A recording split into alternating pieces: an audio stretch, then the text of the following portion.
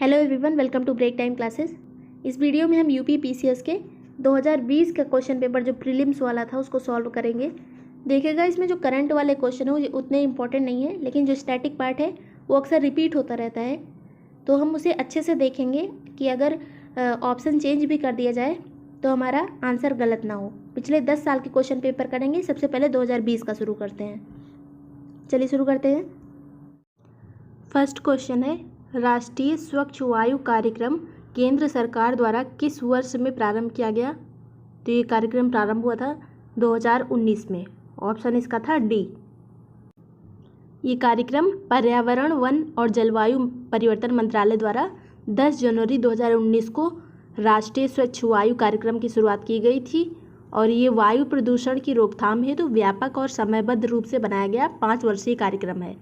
इसके तहत 2017 को आधार वर्ष मानते हुए वर्ष 2024 तक वायु में जो PM 2.5 होता है और PM 10 पार्टिकल को 20 से 30% तक कम करने का अनुमानित राष्ट्रीय लक्ष्य रखा गया है। तो आधार वर्ष कब है? 2017-2024 तक PM 2.5 और PM 10 को कम करना है 20 से 30% तक। नेक्स्ट क्वेश्चन है, निम्नलिखित में से किस वंश के शासकों को पुराणों में श्री पर्वतीय कहा गया है? तो ये इक्ष्वाकु वंश के शासकों को श्री पर्वतीय कहा गया है। ऑप्शन होगा बी। इक्ष्वाकु वंश के जो शासक थे ये कृष्णा और गुंटूर क्षेत्र में शासन करते थे और पुराणों में इन्हें श्री पर्वतीय कहा गया है, यानी कि श्री पर्वत का शासक। और इन्हें आंध्र भृत्य भी कहा जाता है। आंध्र भृत्य का मतलब होता है आंध्रों का सेवक। जो आंध्र शासक थे उनके ये सेवक थे पहले, और पहले ये सातवाहनों के सामंत थे, लेकिन जब सातवाहनों का पतन हो गया तो इन्होंने अपनी स्वतंत्रता घोषित कर दी। और इक्ष्वाकु वंश का जो संस्थापक था उसका नाम था श्री शांतमूल। ये वैदिक धर्म का अनुयायी था। और उसके बाद श्री शांतमूल का उत्तराधिकारी हुआ मातृपुत्र, जिसने 20 साल तक शासन किया। अब इसके बारे में इम्पोर्टेंट क्या है कि इक्ष्वाकु वंश का संस्थापक कौन था? श्री शांतमूल। पहले ये सातवाहनों का सामंत था और इन्हें श्री पर्वतीय कहा जाता है और आंध्र भृत्य कहा जाता है। नेक्स्ट क्वेश्चन है, निम्नलिखित समितियों में से किसने मात्र पोषक तत्वों की आवश्यकता के आधार पर गरीबी रेखा का निर्धारण किया? तो ये थी अलग समिति। Option A. अलग समिति कब बनाई गई थी? तो भारत में गरीबी के निर्धारण के लिए वर्ष 1977 में योजना आयोग द्वारा डॉक्टर वाई के अलग की अध्यक्षता में एक समिति बनाई गई थी, जिसे अलग समिति कहा गया। और इस कार्यदल द्वारा जनवरी 1979 में अपनी रिपोर्ट प्रस्तुत की गई। बनी थी ये समिति 1977 में, रिपोर्ट दी 1979 में। और इसमें कहा गया था कि ग्रामीण क्षेत्र के लिए 2400 कैलोरी प्रतिदिन और शहरी क्षेत्र के लिए 2100 कैलोरी। ग्रामीण के लिए 2400, शहरी के लिए 2100 कैलोरी प्रति व्यक्ति उपभोग होना चाहिए। ये इनका अनुमान था गरीबी रेखा का। नेक्स्ट क्वेश्चन है, ये सभी समितियां गरीबी रेखा से ही संबंधित है और इसमें जो पहली बार किसने पोषक तत्वों की आवश्यकता के आधार पर गरीबी रेखा का निर्धारण किया वो अलग समिति थी। नेक्स्ट है, मौर्य काल में एग्रोनोमोई अधिकारी निम्नलिखित में से किस क्षेत्र से संबंधित थे? तो ये संबंधित है मार्ग निर्माण से। Option C. देखिए, मौर्य काल में अलग अलग अधिकारियों के बहुत सारे अधिकारी थे और सबके अलग अलग नाम थे, तो एक अलग वीडियो में इसको हम देख लेंगे। नेक्स्ट क्वेश्चन है, एग्रोनोमोई था मार्ग निर्माण से संबंधित। निम्नलिखित सूचकांकों में से कौन सा मानव विकास सूचकांक यानी SDI की गणना में सम्मिलित नहीं किया जाता है? तो SDI की गणना में 3 चीज़ें सम्मिलित की जाती हैं: जीवन प्रत्याशा, शिक्षा और प्रति व्यक्ति आय। जीवन प्रत्याशा, शिक्षा, प्रति व्यक्ति आय, ये 3 चीज़ें सम्मिलित होती हैं। सामाजिक असमानता इसमें नहीं होती। ध्यान से देखिएगा, जीवन प्रत्याशा, शिक्षा, प्रति व्यक्ति आय। और इसको ज्ञात करने के लिए ये 3 आयाम प्रयुक्त होते हैं और इसका मान 0 से 1 के बीच में होता है। 0 से 1 के बीच में। यदि मान 0 या 0 के आसपास है तो मतलब स्थिति खराब है। अगर 1 के आसपास है या 1 है तो स्थिति बहुत अच्छी है, संतुलित विकास हो रहा है वहाँ पर। तो 0 होना खराब है। अगर अंक 0 आ रहा है या 0 के आसपास है तो खराब स्थिति है, 1 के आसपास है तो अच्छी स्थिति है। ध्यान से देख लीजिएगा इस क्वेश्चन को। नेक्स्ट है, सूची 1 को 2 से सुमेलित करें तथा नीचे दी गई कोड की सहायता से सही उत्तर चुनिए। तो इसमें एक तरफ महाजनपद दिया है, दूसरी तरफ राजधानी। मत्स्य की राजधानी थी विराटनगर, कुरु की राजधानी थी इंद्रप्रस्थ, सूरसेन मथुरा, अश्मक पोटन। तो इसका सही ऑप्शन क्या होगा? ए का 3 हो गया, बी का 4 हो गया, ऑप्शन हो गया सी। नेक्स्ट है, गरीबी की संस्कृति का विचार प्रस्तुत किया गया। तो गरीबी की संस्कृति का विचार किसने प्रस्तुत किया था? ये किया था ऑस्कर लुईस द्वारा, ऑप्शन ए। इसको ऐसे ही रट लीजिएगा क्योंकि ये जल्दी से कोई पढ़ता नहीं है और फिर से ये अगर एग्जाम में आए तो कभी गलत ना हो। गरीबी की संस्कृति की अवधारणा ऑस्कर लुईस द्वारा प्रस्तुत की गई थी और इसमें अभाव और अव्यवस्था का विषय नहीं था। याद रखिएगा किस रिपोर्ट में अभाव और अव्यवस्था का विषय नहीं था, तो ये ऑस्कर लुईस की में। और इसमें क्या क्या था इसके अंतर्गत? निर्भरता, शक्तिहीनता, लाचारी आदि की भावनाएं इसके अंतर्गत रखी गई थी। तो ये गरीबी की संस्कृति थी जिसमें निर्भरता, शक्तिहीनता, लाचारी ये भावनाएं थी, ऑस्कर लुईस। नेक्स्ट है, नीचे 2 कथन दिए गए हैं जिनमें एक को कथन ए, दूसरे को आर कहा गया है। पहला कथन ए है, हमें चोलों के विषय में उनके पूर्ववर्ती राजवंशों की अपेक्षा अधिक जानकारी है, तो पहला सही है। दूसरा है, चोल शासकों ने मंदिरों की दीवारों पर अभिलेख उत्कीर्ण करने का चलन प्रारंभ किया जिनमें उनकी विजयों के ऐतिहासिक विवरण दिए गए हैं, तो ये भी सही है। हमें इन्हीं अभिलेखों से चोल साम्राज्य की जानकारी प्राप्त होती है। और चोल साम्राज्य को दक्षिण भारतीय कला का स्वर्ण युग भी कहा जाता है, याद रखिएगा। और प्रारंभ जो हुआ था, दक्षिणी जो वास्तुशैली है उसका प्रारंभ हुआ था पल्लव काल में और बाद में जब चोल काल आया तो ये अपने चरम पे पहुंच गई थी। तो सबसे अच्छी जो वास्तुशैली थी वो चोल काल की थी। इसका ऑप्शन ए सही हो जाएगा। दोनों सही हैं और एक दूसरे की व्याख्या करते हैं। नेक्स्ट है, 20वीं सदी के 80 के दशक के मध्य विकास के नकारात्मक पक्षों पर विस्तार से चर्चा की गई। निम्नलिखित में से कौन सा एक उनमें महत्वपूर्ण नहीं था? तो इस टाइम पे 20वीं सदी में क्या क्या चर्चा का विषय रहा? प्राकृतिक संसाधनों का क्षरण, पर्यावरण प्रदूषण भी चर्चा में रहा था, जन सामान्य का विस्थापन और पुनर्वास भी चर्चा में था, राजनीति और विकास ये मुख्य विषय नहीं था और बाकी तीनों 20वीं सदी के नकारात्मक पक्षों में चर्चा में आए थे। ये तीनों, राजनीति और विकास इसमें शामिल नहीं था।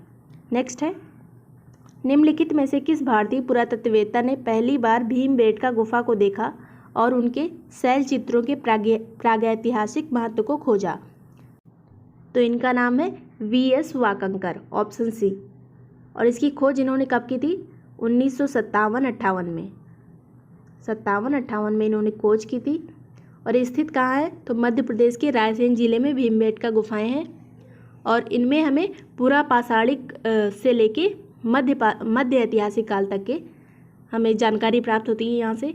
और ये विंध्याचल जो पहाड़ी है, विंध्य क्षेत्र जो है उसके निचले छोर पर स्थित है। और भीमबेटका गुफाएं जो हैं इनके बाद में दक्षिण में फिर सतपुड़ा रेंज प्रारंभ हो जाती है, तो ये विंध्याचल के निचले एरिया में है। नेक्स्ट है, उत्तर प्रदेश के कुल ऐसे शहर जो स्मार्ट सिटी योजना से आच्छादित हैं, इसका आंसर है 10। और ये योजना ज़्यादा इम्पोर्टेंट क्या चीज़ है कि स्मार्ट सिटी मिशन जो है ये प्रारंभ कब किया गया? 2015 में। और इसके तहत लक्ष्य रखा गया था 100 शहरों को स्मार्ट सिटी में बदलना। और उत्तर प्रदेश के 10 जो इस टाइम पे स्मार्ट सिटी थे, कानपुर, मुरादाबाद, लखनऊ, अलीगढ़, वाराणसी, आगरा, बरेली, प्रयागराज, सहारनपुर, झांसी। ये चीज़ इतना इम्पोर्टेंट नहीं है, लेकिन कब प्रारंभ की गई थी? 2015 में। और उसके बाद जो करंट में न्यूज़ चल रही है स्मार्ट सिटी के बारे में वो देख लीजिएगा। नेक्स्ट है, सूची 1 को 2 से सुमेलित कीजिए तथा दिए गए कूट की सहायता से सही उत्तर चुनिए। एक तरफ हड़प्पा स्थल दिए गए हैं, दूसरी तरफ संघ राज्य क्षेत्र या भारत के राज्य। देखिए पिछले वाले क्वेश्चन में अगर स्मार्ट सिटी या फिर किसी भी चीज़ से करंट से रिलेटेड अगर हाल में कोई न्यूज़ चल रही है तो वही इम्पोर्टेंट होती है। और करंट के क्वेश्चन जो पहले आ चुके हैं ज़रूरी नहीं है कि वही आए फिर से, अगर कोई चीज़ बहुत इंपॉर्टेंट होगी तो आ सकती है। योजना से संबंधित कि कौन सी योजना कब प्रारंभ हुई, ये तो हमेशा इंपॉर्टेंट होता है। नेक्स्ट है बालू। बालू स्थित है हरियाणा में। मांडा जम्मू कश्मीर। पाड्री, पाड्री गुजरात में है। हुलास, हुलास है उत्तर प्रदेश में। तो इसका ऑप्शन कौन सा सही होगा? डी, हुलास उत्तर प्रदेश में, याद रखिएगा। वर्ष 1987 में संयुक्त राष्ट्र में पर्यावरण से संबंधित एक प्रतिवेदन की प्रस्तुति के उपरांत धारणीय विकास सस्टेनेबल डेवलपमेंट पर चर्चा आरंभ हुई। यह प्रतिवेदन था, तो ये प्रतिवेदन पूछा गया है कौन सा था? तो 1987 में एक रिपोर्ट प्रस्तुत की गई थी जिसका नाम था हमारा साझा भविष्य, यानी our common future. Option B. कब प्रस्तुत की गई थी? याद रखिएगा 1987 में। नेक्स्ट है निम्नलिखित कथनों पर विचार कीजिए तथा दिए गए कूट की सहायता से सही उत्तर चुनिए। पहला कथन है मुल्तान के सूर्य मंदिर का उल्लेख ह्वेनसांग, अबू जईद, अल-मसूदी तथा अल-बरूनी ने किया है। तो पहला वाला सही है। शामपुर यात्रोत्सव सूर्य पूजा से संबंधित था। तो ये भी सही है, दोनों सही हैं। ऑप्शन होगा सी। जो मुल्तान का सूर्य मंदिर है, जिसे आदित्य सूर्य मंदिर के नाम से भी जाना जाता है, एक पुराना हिंदू मंदिर है जिसका निर्माण कृष्ण के पुत्र सांब ने कराया था। और सूर्य पूजा के उपलक्ष्य में जो उत्सव मनाया जाता है उसे कहते हैं शामपुरा यात्रोत्सव। तो नेक्स्ट है अटल नवोन्मेष मिशन यानी AIM किस विभाग की प्रमुख पहल है? तो किसकी पहल है? नीति आयोग की। Option B. ये देश में नवाचार और उद्यमिता को बढ़ाने के लिए, यानी इनोवेशन को बढ़ाने के लिए, संस्कृति को बढ़ावा देने के लिए ये पहल शुरू की गई है नीति आयोग द्वारा। भारत सरकार द्वारा 1919 में ILO के वाशिंगटन सम्मेलन में मजदूरों का प्रतिनिधि के रूप में निम्नलिखित में से किसे भेजा गया था? तो जो आयोग ने आंसर माना है वो VP वाडिया को माना है, लेकिन भारत सरकार द्वारा जो 1919 में भेजा गया था प्रतिनिधि के रूप में, वो थे नारायण मल्हार जोशी। नारायण मल्हार जोशी लेकिन ऑप्शन में नहीं है। और सलाहकार के रूप में गए थे VP वाडिया। सलाहकार के रूप में VP वाडिया को भेजा गया था और प्रतिनिधि के रूप में नारायण मल्हार जोशी। तो अगर ये नारायण मल्हार जोशी होता तो वही ऑप्शन सही होता। और NM जोशी कौन है? NM जोशी कौन है? ये समाज सेवा लीग जो बॉम्बे में बनी थी उसके सचिव थे। और VP वाडिया ने एक काम और किया था, मद्रास लेबर यूनियन का गठन किया था 1918 में। मद्रास लेबर यूनियन का गठन VP वाडिया ने किया था 1918 में। NM जोशी ने समाज सेवा लीग बॉम्बे बनाई थी, उसके सचिव थे ये। नेक्स्ट है वर्ष 1962 में प्रकाशित पुस्तक साइलेंट स्प्रिंग जिससे विश्व के पर्यावरणीय आंदोलन को गति मिली के लेखक हैं। लेखक कौन है इसके? इनका नाम है रेचल कार्सन। Option C. तो 1950 से 1960 के बीच में DDT का बहुत प्रयोग होने लगा था, तो इनकी पुस्तक जो है साइलेंट स्प्रिंग, रेचल कार्सन की पुस्तक साइलेंट स्प्रिंग DDT के जो नकारात्मक प्रभाव हैं उसको दिखाने के लिए लिखी गई है। तो साइलेंट स्प्रिंग याद रखिएगा, रेचल कार्सन। नेक्स्ट है एक्स/एप्पल 1748 की संधि के संदर्भ में निम्नलिखित कथनों में से कौन सा या से सही है? पहला कथन है प्रथम कर्नाटक युद्ध की समाप्ति हुई। तो एक्स/एप्पल की संधि के द्वारा 1748 में पहला कर्नाटक युद्ध खत्म हुआ। और दूसरा कथन है अंग्रेजों को मद्रास पुनः प्राप्त हुआ। तो ये भी सही है, अंग्रेजों को मद्रास फिर से मिल गया। और अमेरिका में जो लुई वर्ग था वो फ्रांसीसियों को वापस मिल गया। तो दोनों में समझौता हो गया, अंग्रेजों और फ्रांसीसियों में। भारत में मद्रास अंग्रेजों को मिल गया और लुई वर्ग अमेरिका का फ्रांसीसियों को मिल गया। जो प्रथम कर्नाटक युद्ध था कब से कब तक हुआ था? 1746 से 1748 तक, 46 से 48 तक हुआ था। और पहली वाली संधि कौन सी थी? एक्स/एप्पल। नेक्स्ट है इसमें ऑप्शन कौन सा सही होगा? सी, 1 और 2 दोनों। समन्वित बाल विकास परियोजना के अंतर्गत निम्नलिखित में से कौन सा एक सम्मिलित नहीं है? तो इसके अंदर पूरक पोषण भी आता था, टीकाकरण भी आता था, पोषण एवं स्वास्थ्य शिक्षा भी आता था, परिवार नियोजन इसमें नहीं आता था। तो समन्वित बाल विकास योजना प्रारंभ कब की गई थी? 1975 में। और इसका केंद्र प्रायोजित थी, मतलब केंद्र की ये योजना थी। और इसका उद्देश्य 0 से 6 साल के जो बच्चे थे उनमें पोषण और स्वास्थ्य में सुधार करना था।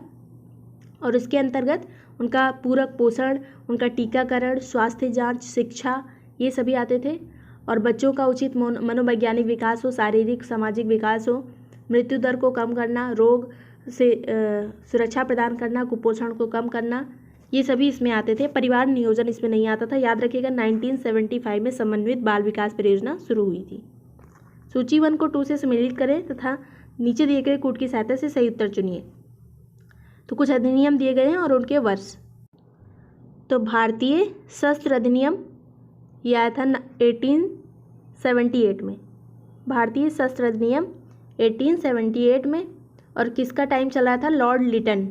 लॉर्ड लिटन के टाइम पे आया था भारतीय शस्त्र अधिनियम 1878।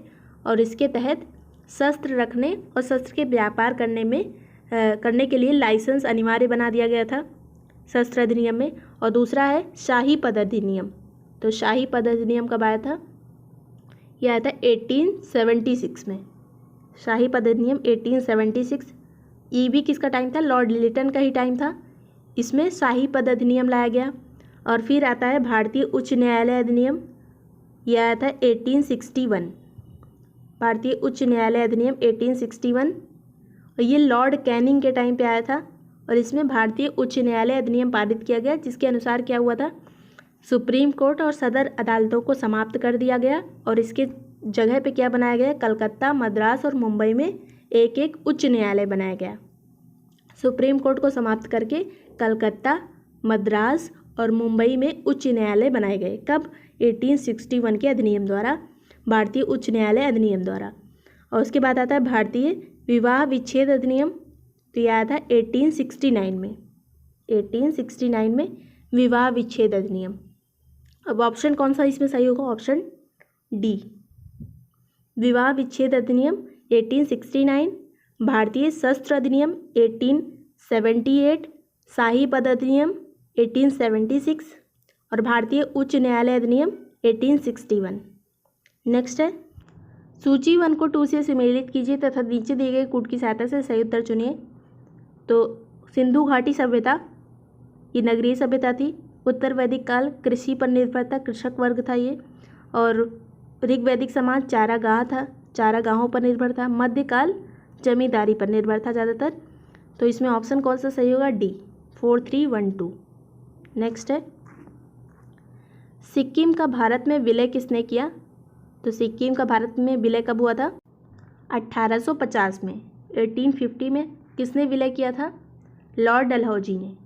ऑप्शन सी, लॉर्ड डलहौजी ने सिक्किम पर 2 अंग्रेज डॉक्टरों के साथ दुर्व्यवहार का आरोप लगा के 1850 में अधिकार कर लिया था लॉर्ड डलहौजी ने। नेक्स्ट है उत्तर प्रदेश के कानपुर और लखनऊ नगर किस भारतीय जनगणना में 10 लाखीय नगर बने? तो इसका सही ऑप्शन है 1971 से 81 के बीच में, ऑप्शन सी। देखिए कुछ क्वेश्चन ऐसे भी आते हैं जो हमें नहीं आते हैं तो उन्हें छोड़ देना चाहिए। नेक्स्ट है निम्नलिखित नेताओं में से कौन द्वितीय गोलमेज सम्मेलन में भाग नहीं लिया था? तो इनमें से डॉक्टर राजेंद्र प्रसाद ने भाग नहीं लिया था, ऑप्शन होगा डी। M.K. गांधी ने भी लिया था, सरोजनी नायडू ने भी लिया था, पंडित मदन मोहन मालवीय ने भी लिया था। दूसरा गोलमेज सम्मेलन कब हुआ था? 1931 में, 7 सितंबर से 1 दिसंबर तक 1931 में। पहला वाला 1930 में हुआ था, दूसरा 31 में, तीसरा 32 में। और दूसरे वाले में ही 31 वाले में गांधी जी ने कांग्रेस के प्रतिनिधि के रूप में भाग लिया था। और इसमें रैमजे मैकडोनाल्ड जो कि ब्रिटेन के प्रधानमंत्री थे वो शामिल थे। और इस टाइम पे भारत का सचिव कौन था? सैमुअल होर भारत के सचिव थे। और वायसराय था विलिंगटन।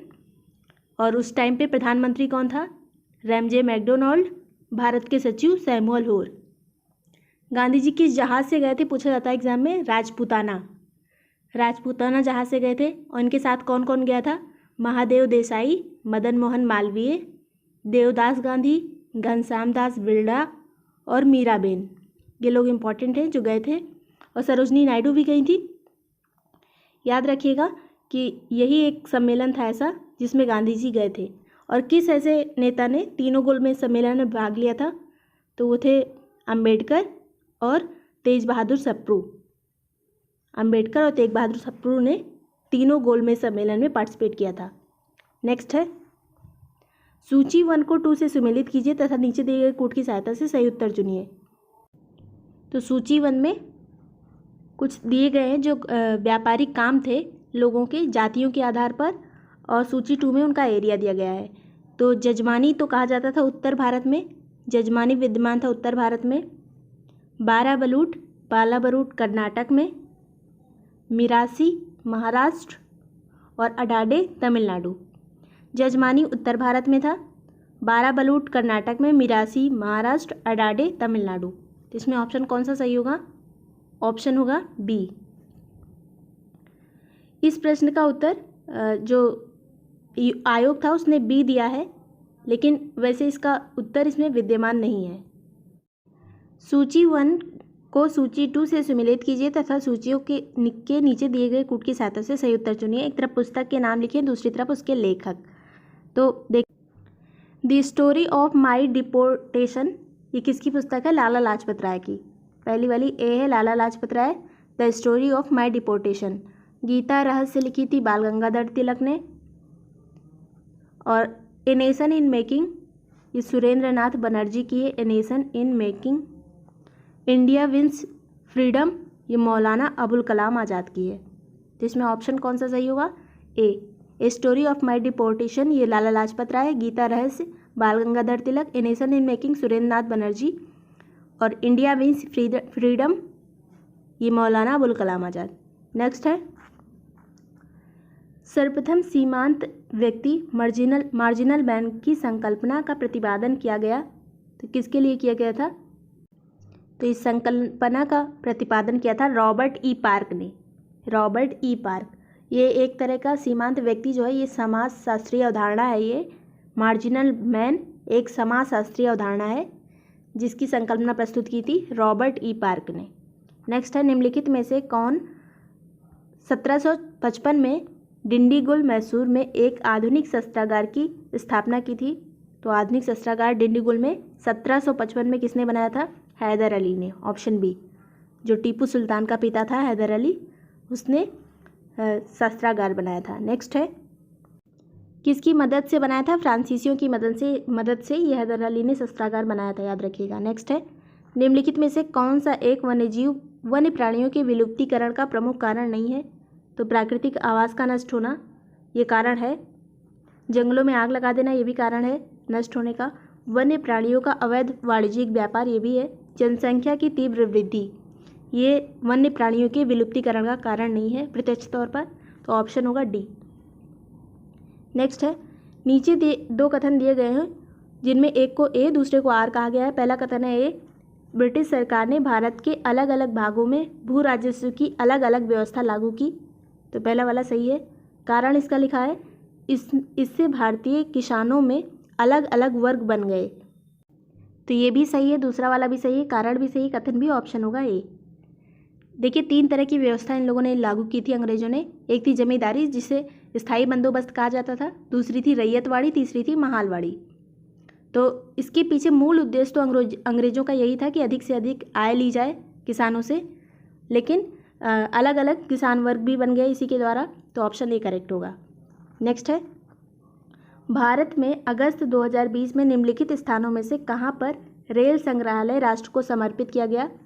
तो ये करंट का क्वेश्चन है इसलिए इतना इम्पोर्टेंट नहीं है, बस आंसर जान लीजिए इसका। हुबली है, हुबली में बनाया गया था रेल संग्रहालय 2020 में।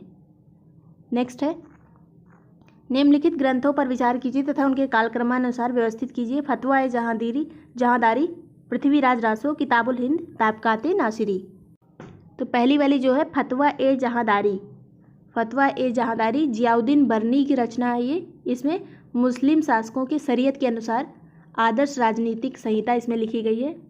और ये फतवा ए जहांदारी बर्नी की रचना है। तो बर्नी का कार्यकाल था 1285 से 1357, ये पीरियड है बर्नी का।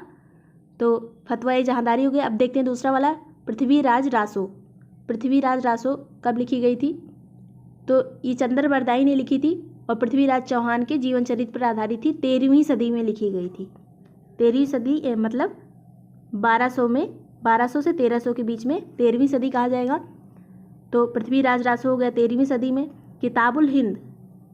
किताबुल हिंद अलबरूनी की रचना है जो कि 11वीं शताब्दी में लिखी गई थी। किताबुल हिंद 11वीं शताब्दी में लिखी गई थी। महमूद गजनवी के साथ आया था ना अलबरूनी, और इसने अपनी पुस्तक लिखी थी किताबुल हिंद। तबकाते नासिरी मिन्हास उस सिराज ने लिखी थी। मिन्हास ने लिखी थी तबकाते नासिरी। इसके लेखक सभी इंपॉर्टेंट हैं। तबकात ए नासिरी हो गया, मिन्हास, और मोहम्मद गोरी की विजय से लेकर इसमें वर्णन दिया गया है कि मोहम्मद गोरी ने भारत को कैसे जीता। तो ये 1259 से 60 के बीच का वर्णन है ये। तो अब इसे अरेंज कर लेते हैं। पहले कौन सा आया होगा? तो पहले है किताबुल हिंद जो कि 11वीं शताब्दी में ही आ गई थी। फिर आता है पृथ्वीराज रासो, चंद्र बरदाई ने जो लिखी थी। उसके बाद तबकाते नासिरी जो मिन्हास उस सिराज ने लिखी थी 1259-60 में। फिर फतवा-ए जहांदारी जो कि बर्नी ने लिखी थी। ये सबसे लास्ट वाली है फतवा-ए जहांदारी जो 1285 से 1357 के बीच में लिखी गई है। तो इसमें ऑप्शन कौन सा सही होगा? ऑप्शन होगा डी। फिर से एक बार देख लीजिए। किताबुल हिंद सबसे पहले, फिर पृथ्वीराज रासो, उसके बाद तबकाते नासिरी, फिर फतवा-ए जहांदारी। नेक्स्ट है जुलाई 2020 में निम्नलिखित में से कौन सा मंगल मिशन का प्रक्षेपण करने वाला पहला अरब राष्ट्र बना? ये भी करंट का क्वेश्चन था उस टाइम का। यह है यूएई, ऑप्शन सी। 1687 में जब औरंगजेब ने गोलकुंडा किले पर अधिकार किया उस समय गोलकुंडा का शासक कौन था? तो इसमें उस टाइम का गोलकुंडा का शासक पूछा गया है अबुल हसन कुतुब शाह, ऑप्शन ए। गोलकुंडा में कुतुब शाही राजवंश था जिसकी स्थापना कुली कुतुब शाह ने की थी। याद रखिएगा, स्थापना किसने की? कुली कुतुब शाह ने कुतुब शाही वंश की स्थापना की। और अबुल हसन कुतुब शाह जो था ये कुतुब शाही वंश का अंतिम शासक था जिसे किसने हराया था? 1687 में औरंगजेब ने हरा दिया और मुगल साम्राज्य में मिला लिया गोलकुंडा को। तो याद रखिएगा, औरंगजेब ने किसे हराया था? अबुल हसन कुतुब शाह, ये जो कि गोलकुंडा का आखिरी शासक था। पहला वाला कौन सा था? कुली कुतुब शाह। नेक्स्ट है भारत के निम्नलिखित पड़ोसी देशों में से किसने जुलाई 2020 में सोशल मीडिया के लिए मुफ्त इंटरनेट सेवा पर प्रतिबंध लगा दिया? ये भी करंट का है। इसका आंसर होगा बांग्लादेश, ऑप्शन डी। नेक्स्ट है निम्नलिखित कथनों में से कौन सा या से सही है? पहला कथन है अकबर ने लड़कों और लड़कियों के विवाह की आयु निर्धारित करने का प्रयास किया था। तो ये सही है, अकबर ने प्रयास किया था। दूसरा है अकबर ने लड़कियों को अभिभावकों के दबाव से अलग स्वयं की इच्छा से विवाह करने की स्वतंत्रता दी थी। तो ये भी सही है, दोनों सही हैं। एक बार अच्छे से देख लीजिए कि अकबर ने लड़कियों को स्वतंत्रता प्रदान करने का प्रयास किया था और इसने आयु निर्धारित करने का भी प्रयास किया था। दोनों सही हैं, ऑप्शन सी। नेक्स्ट है इंडिया आइडिया समिट 2020 के संबंध में निम्नलिखित कथनों में से कौन सा सही है? तो ये पूरी तरह से करंट का क्वेश्चन है, इसे स्किप कर सकते हैं आप, लेकिन आंसर जान लीजिए। तो इसमें केवल पहला वाला सही है कि अमेरिका और भारत व्यापार परिषद द्वारा वस्तुतः 22 जुलाई 2020 को आयोजित किया गया। तो ये सही है। इसका थीम भारत का सशक्तिकरण नहीं था, इसका थीम था बिल्डिंग अ बेटर फ्यूचर। तो केवल पहला वाला सही था, केवल 1। नेक्स्ट है सूची 1 को 2 से सुमेलित कीजिए तथा नीचे दिए गए कूट की सहायता से सही उत्तर चुनिए। एक तरफ अधिकारी दिए हैं, दूसरी तरफ उनके कर्तव्य। दीवाने तन का काम था जागीर और वेतन को देखना। मुस्तारफी का काम था राज्य की आय व्यय का निरीक्षण करना। मुशरिफ का काम था कार्यालय को संभालना। वाक्यानवीस का काम था प्रमुख घटनाओं व फरमानों को सूचीबद्ध करना। फिर से देख लीजिए, दीवाने तन जागीर व वेतन देखना। मुस्तारफी राज्य की आय व्यय का निरीक्षण करना। मुशरिफ कार्यालय को संभालने के लिए। वाक्यानवीस प्रमुख घटनाओं व फरमानों को सूचीबद्ध करने के लिए। तो इसमें ऑप्शन कौन सा सही होगा? ऑप्शन होगा बी। नेक्स्ट है उत्तर प्रदेश मंत्रिमंडल ने 29 जुलाई 2020 को निम्नलिखित में से किसमें राष्ट्रीय विधि विश्वविद्यालय की स्थापना का अनुमोदन किया? तो ये प्रयागराज में बनाया गया था। नेक्स्ट है निम्नलिखित में से कौन सा सही सुमेलित नहीं है? तो शेख मोइनुद्दीन चिश्ती का संबंध अजमेर से है। शेख बुरहानुद्दीन का संबंध दौलताबाद से है। शेख मोहम्मद हुसैनी गुलबर्गा। और शेख निजामुद्दीन औलिया, इनका संबंध दिल्ली से है, इनका संबंध मुल्तान से नहीं है, तो ऑप्शन होगा डी। शेख निजामुद्दीन औलिया का संबंध दिल्ली से है और इनके बारे में कहा जाता है कि इन्होंने दिल्ली के 7 सुल्तानों का शासनकाल देखा था, लेकिन ये किसी के भी दरबार में उपस्थित नहीं हुए थे। और इसी से किसके थे? बाबा फरीद के शिष्य थे निजामुद्दीन औलिया। नेक्स्ट है, भारत के युवा कार्यक्रम और खेल मंत्री ने 25 जुलाई 2020 को घोषणा किया कि वर्ष 2021 में चौथा खेलो इंडिया यूथ गेम्स की मेजबानी की जाएगी किसके द्वारा? तो ये की जाएगी हरियाणा के द्वारा, ऑप्शन ए। निम्नलिखित में से किस मुगलकालीन नहर का निर्माण फिरोज शाह की रजवाह को पुनर्जीवित करके किया गया था? तो यह है शहाब नहर।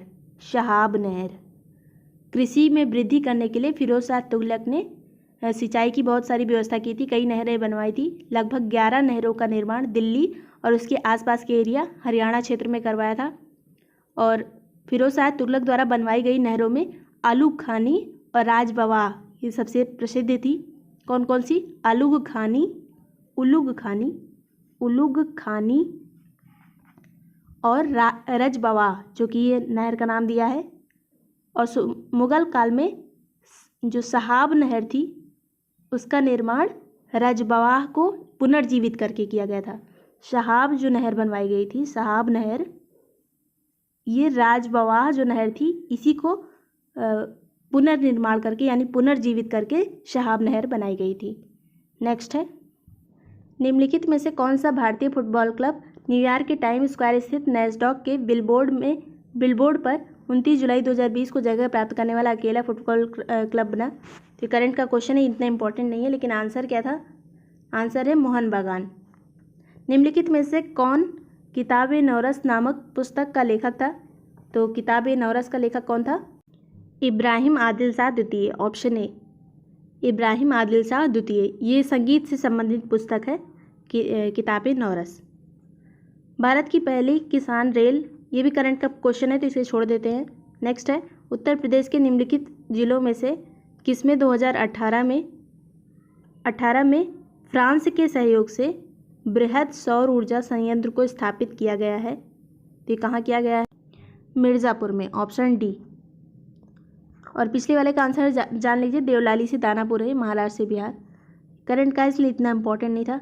नेक्स्ट है, निम्नलिखित में से कौन सा सही सुमेलित नहीं है? ये भी पूरी तरह से करंट का क्वेश्चन है, सम्मेलन वाला 2019 का। अभी इतना एग्जाम में पूछा नहीं जाएगा। तो अगला क्वेश्चन देखते हैं। अगर आप इसको पढ़ लेंगे तो अभी वाला आपको याद नहीं रहेंगे, इसलिए मैं इसको नहीं बता रही हूँ। जनवरी 2020 में उत्तर प्रदेश में कितने स्थलों को रामसर साइट घोषित किया गया था? तो 6 रामसर साइट ऐड की गई हैं 2020 में। और तो टोटल कितनी हो गई यूपी में? 8 रामसर साइट हो गई यूपी में। इंडिया में कितनी है? 46 रामसर साइट हैं अभी इंडिया में। 4 अभी हाल में नई जोड़ी गई हैं, जिसमें से 2 हरियाणा की है और 2 गुजरात की। नेक्स्ट है, भारत में निम्नलिखित राज्यों में से किसमें कोविड-19 अवधि में पहली बार ई लोक अदालत प्रारंभ हुई? तो ये भी करंट का क्वेश्चन है। छत्तीसगढ़ में, ऑप्शन सी, छत्तीसगढ़। निम्नलिखित जनजातियों में से कौन सा भारत के अंडमान निकोबार द्वीप समूहों की मूल निवासी नहीं है? तो देखते हैं। अंडमान में जो मुख्य जनजातियां पाई जाती हैं, अंडमानी, निकोबारी, सेंटिलीज, जारवा, जारना, औंजे, हालचू, सोम्पेन, येरे, केडे, कोरा और टाबू और हालचू तो हो गया, हालचू भी पाई जाती है, औंजे भी, शैम्पेन भी। रेंगमा नहीं पाई जाती। और रेंगमा कहाँ पाई जाती है? रेंगमा का संबंध है नागालैंड से, तो ऑप्शन बी होगा यहाँ पर। नेक्स्ट है, भारत सरकार द्वारा जुलाई 2020 में बाघों की गणना 2018 पर जारी विस्तृत प्रतिवेदन के संबंध में निम्नलिखित कथनों पर में कौन सा सही है? पहला कथन है, भारत में विश्व की कुल बाघों की आबादी का 70% है, ये सही है। दूसरा कथन है, भारत के लगभग 30% बाघ अभयारण्यों के बाहर रहते हैं, तो ये भी सही, दोनों सही, ऑप्शन होगा सी। निम्नलिखित में से कौन सा एक नदी हिमालय पार ट्रांस हिमालय नदी है, तो ट्रांस हिमालय की नदी है सतलज। ये शिपकीला दर्रे से हिमाचल प्रदेश में प्रवेश करती है। आती कहाँ से है, तो तिब्बत के तरफ से आती है ये। नेक्स्ट है, निम्नलिखित में से किसने ग्लोबल वैक्सीन सम्मेलन 4 जून 2020 को की मेजबानी की थी? यूनाइटेड किंगडम ने। Option A. निम्नलिखित में से कौन सा सही सुमेलित नहीं? एक तरफ जनजाति दी है, दूसरी तरफ उसकी अवस्थिति। तो अंगामी जनजाति नागालैंड की है। बिरहोर है झारखंड की। अंगामी नागालैंड होगा, बिरहोर झारखंड। खस जनजाति ये गलत लिखा है, अरुणाचल प्रदेश में नहीं है, ये उत्तराखंड में। खस उत्तराखंड में है। टोडा तमिलनाडु में है। अंगामी नागालैंड, बिरहोर झारखंड, खस उत्तराखंड और टोडा तमिलनाडु। तो ऑप्शन यहाँ पर हो गया सी। नेक्स्ट है, रक्षा मंत्रालय भारत सरकार द्वारा अगस्त 2020 में प्रारंभ किया गया सार्थक निम्नलिखित में से किससे संबंधित है? तो ये भी करंट का क्वेश्चन है। सार्थक था एक अपतटीय गश्ती जहाज। सूची 1 को 2 से सम्मिलित कीजिए तथा नीचे दी गई कूट की सतह से सही उत्तर चुनिए। झील दी है, उसकी अवस्थिति पूछा गया है। तो साला झील कहाँ स्थित है? अरुणाचल प्रदेश। साला अरुणाचल प्रदेश। बड़खल झील हरियाणा। लोकटक मणिपुर। कालीवेली झील तमिलनाडु। तो इसका ऑप्शन कौन सा सही होगा? ए। 1 2 3 4। साला अरुणाचल प्रदेश, बड़खल झील है हरियाणा में, लोकटक झील मणिपुर में, कालीवेली तमिलनाडु में। नेक्स्ट है, निम्नलिखित में से किस राज्य सरकार ने पशु किसान क्रेडिट कार्ड योजना का प्रारंभ वर्ष 2020 में किया था? तो हरियाणा ने किया था। ऑप्शन होगा बी। नीचे 2 कथन दिए गए हैं, जिनमें से एक को कथन ए, दूसरे को आर कहा गया है। पहला कथन है, अहमदाबाद भारत में सूती वस्त्र उद्योग का सबसे बड़ा केंद्र है। तो पहला वाला गलत है, मुंबई है सबसे बड़ा केंद्र सूती वस्त्र का। दूसरा है, अहमदाबाद भारत के प्रमुख कपास उत्पादन क्षेत्रों में स्थित है, इसलिए इसे कच्चा माल की कोई समस्या नहीं है। तो ये दूसरा वाला सही है, पहला गलत है। ऑप्शन होगा डी। नेक्स्ट है, 27 जुलाई 2020 को भारत के प्रधानमंत्री ने निम्नलिखित में से किस स्थान पर कोविड-19 परीक्षण के लिए 3 नई भारतीय चिकित्सा अनुसंधान परिषद यानी ICMR उच्च श्रेणी परीक्षण प्रयोगशालाओं का उद्घाटन किया? तो ये कहाँ पर किया गया है? कोलकाता, नोएडा और मुंबई में। जुलाई 2020 में कोविड-19 के लिए 3 प्रयोगशालाएं बनाई गई, कोलकाता, नोएडा और मुंबई में। नेक्स्ट है, निम्नलिखित में से कौन सी भारत की नवीनतम पर्वत श्रेणी है? तो ये सभी को पता होगा, हिमाद्री यानी हिमालय जो था ये नवीन पर्वत श्रेणी है, फोल्डेड माउंटेन। और ओलिगोसीन जो टाइम था उस टाइम पे ये बना था, ओलिगोसीन। और सबसे पुरानी वाली में कौन सी आती है? अरावली, जो कब बनी थी? प्री कैम्ब्रियन काल में। इसका ऑप्शन होगा ए। नेक्स्ट है, उत्तर प्रदेश के निम्नलिखित में से किस हवाई अड्डे को भारत के केंद्रीय मंत्रिमंडल ने 24 जून 2020 को अंतर्राष्ट्रीय दर्जा स्वीकृत किया? तो ये करंट का क्वेश्चन था, कुशीनगर। राष्ट्रीय उद्यान दिए हैं और किस राज्य में स्थित है, तो हमें मैच करना है। इंद्रावती छत्तीसगढ़ में है, मोलम गोवा में है, बेतवा कहाँ है? बेतवा है झारखंड में, बेतला है ये, कलेसर हरियाणा में है। ऑप्शन इसका कौन सा सही होगा? ऑप्शन इसका होगा ए। नेक्स्ट है, निम्नलिखित में से किस देश को वर्ष 2021-22 के लिए संयुक्त राष्ट्र सुरक्षा परिषद के अस्थायी सदस्य के रूप में जून 2019 को नहीं चुना गया है? तो ये पूरी तरह से करंट का क्वेश्चन है, इसे हम स्किप करेंगे। नेक्स्ट है, निम्नलिखित में से कौन सा सही सुमेलित नहीं है? एक तरफ खनिज दिया है, दूसरी तरफ उत्खनन क्षेत्र। तो देखते हैं। तो तांबा यहाँ पर चित्रदुर्ग दिया है, तांबा चित्रदुर्ग, ये गलत होगा, नहीं पूछा है इसमें। लौह बेल्लारी से संबंधित है। और ये तीसरा वाला भी गलत है, मैग्नीज भीलवाड़ा दिया है, ये गलत है। बॉक्साइट कटनी में मिलता है, ये सही है। इसमें गलत कथन चूज़ करना है, कौन सा सुमेलित नहीं है। तो 1 और 3, ऑप्शन होगा सी। देखिए, लौह वाले क्षेत्र कौन कौन से हैं? बेल्लारी, सिमोगा, चित्रदुर्ग, कुद्रेमुख, बाबा बुदन, तुमकुर, बीजापुर, सुंदर, ये सभी कर्नाटक राज्य के ज़िले हैं और लौह यहाँ पर पाया जाता है। और मध्य प्रदेश राज्य के शहडोल, मांडला, कटनी, सतना, शिवपुरी, जबलपुर और मैकाल श्रेणी में बॉक्साइट पाया जाता है। बॉक्साइट कहाँ पाया जाता है? तो ये शहडोल, मंडला, कटनी, सतना, शिवपुरी, जबलपुर, मैकाल, इन एरिया में बॉक्साइट पाया जाता है। नेक्स्ट है, 29 जुलाई 2020 को भारत के केंद्रीय मंत्रिमंडल द्वारा स्वीकृत नई राष्ट्रीय शिक्षा नीति के संबंध में निम्नलिखित कथनों पर विचार कीजिए। पहला कथन है, यह डॉक्टर ए के कस्तूरीरंगन की अध्यक्षता वाली समिति द्वारा तैयार की गई, तो सही है। यह विगत 38 वर्ष से लागू पिछली शिक्षा नीति को बदल देगी, तो ये गलत है। दूसरा वाला, ये 34 वर्षों के पश्चात बदली गई है। 34 वर्ष यहाँ पे होना चाहिए था, तभी सही थी। इसके पहले कब बदली गई थी शिक्षा नीति? 1986 में। और ये वाली जो नई शिक्षा नीति आई है, इसके अध्यक्ष हैं डॉक्टर ए के कस्तूरीरंगन। ये किस प्रणाली यानी किस मॉडल पर आधारित है? तो ये 5+3+3+4 मॉडल पर। नेक्स्ट है, इसमें ऑप्शन ए होगा। कश्मीर घाटी स्थित है, तो कश्मीर घाटी किन श्रेणियों के मध्य स्थित है? पीर पंजाल और हिमाद्री। पीर पंजाल और हिमाद्री श्रेणियों के मध्य, ऑप्शन होगा बी। जम्मू कश्मीर कहाँ है? जम्मू कश्मीर पीर पंजाल श्रेणी में है। ये मध्य हिमालय की सबसे लंबी श्रेणी है जम्मू कश्मीर। धौलाधर कहाँ है? तो धौलाधर हिमाचल प्रदेश में है। मसूरी उत्तराखंड में आता है। महाभारत श्रेणी कहाँ आती है? महाभारत श्रेणी आती है नेपाल में। ये चीज़ें इंपॉर्टेंट है। नेक्स्ट है, निम्नलिखित में से किस राज्य संघ राज्य क्षेत्र द्वारा राज्य या फिर संघ राज्य क्षेत्र द्वारा 7 अगस्त 2020 को विद्युत चालित वाहन नीति की घोषणा की गई? तो करंट का क्वेश्चन है, आंसर होगा दिल्ली। नेक्स्ट है, यमुना नदी की निम्नलिखित सहायक नदियों पर विचार कीजिए और उन्हें पश्चिम से पूर्व की ओर व्यवस्थित कीजिए। बेतवा, केन, सिंध, चंबल सभी यमुना की सहायक नदियां हैं और ये सभी यमुना से बाएं तट से मिलती हैं।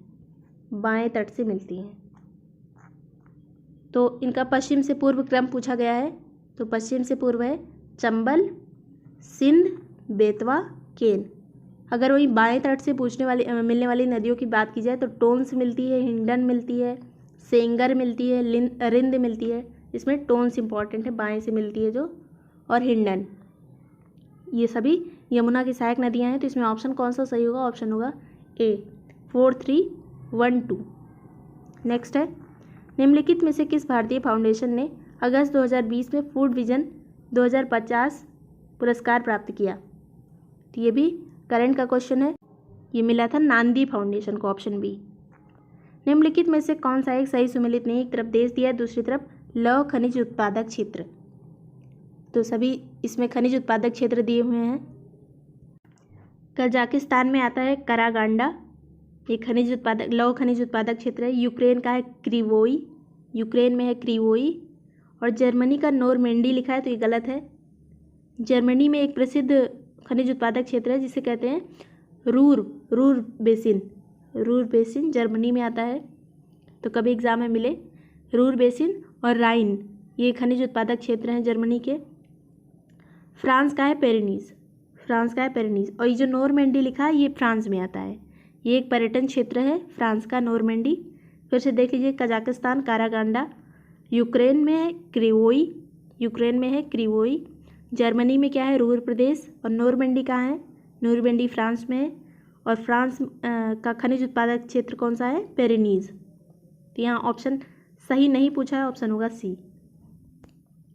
नेक्स्ट है, कोलकाता बंदरगाह से अगरतला के लिए पहली बार मालवाहक जहाज जुलाई 2020 में बांग्लादेश के निम्नलिखित में से किस बंदरगाह से होकर गया? तो बांग्लादेश का बंदरगाह है चिट्टोग्राम, जिसे चिटगांग भी कहते हैं। करंट का क्वेश्चन है ये। नेक्स्ट है, विश्व के निम्नलिखित प्रदेशों में से किसमें खट्टे रसीले फलों का उत्पादन बहुत विकसित है? तो खट्टे रसीले फल ज़्यादातर पाए जाते हैं भूमध्य सागरीय प्रदेशों में, ऑप्शन सी। भूमध्य सागरीय प्रदेश जो यूरोप और अफ्रीका के बीच में भूमध्य सागर है, उसके आसपास के जो कंट्रीज़ हैं उन्हें भूमध्य सागरीय कंट्रीज़ कहा जाता है। नेक्स्ट है, पृथ्वी विज्ञान मंत्रालय भारत सरकार द्वारा जुलाई 2020 में निम्नलिखित में से किसे पृथ्वी प्रणाली विज्ञान में लाइफ टाइम उत्कृष्टता पुरस्कार प्रदान किया गया है? तो किसे दिया गया है? अशोक साहनी को, ऑप्शन डी। करंट का क्वेश्चन है ये, इतना इंपॉर्टेंट नहीं है। अब सूची 1 को 2 से सुमेलित कीजिए तथा नीचे दिए गए कोड की सहायता से सही उत्तर चुनिए। उष्णकटिबंधीय चक्रवात और दूसरी तरफ देश दिया है, तो देखते हैं सभी। बैगुओ फिलीपींस में आता है, बैगुओ फिलीपींस। ये जो बैगुओ है चीन में इसी को टाइफून कहा जाता है। और हरिकेन, हरिकेन कहाँ आता है? संयुक्त राज्य अमेरिका। हरिकेन ये कैरिबियन सी में जो चक्रवात आते हैं उन्हें हरिकेन कहा जाता है। टाइफून कहाँ आता है? टाइफून आता है चाइना में, अभी हमने देखा। और विली विली ये ऑस्ट्रेलिया में आता है। भारत, बांग्लादेश, म्यांमार, मेडागास्कर और ऑस्ट्रेलिया के उत्तरी तटों पर ये आता है।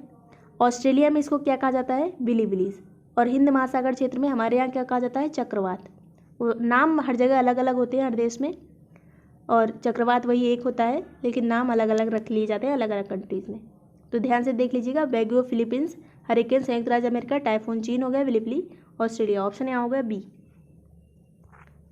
नेक्स्ट है सुपोषण यानी यूट्रिफिकेशन के संबंध में निम्नलिखित में से कौन सा कथन सही है?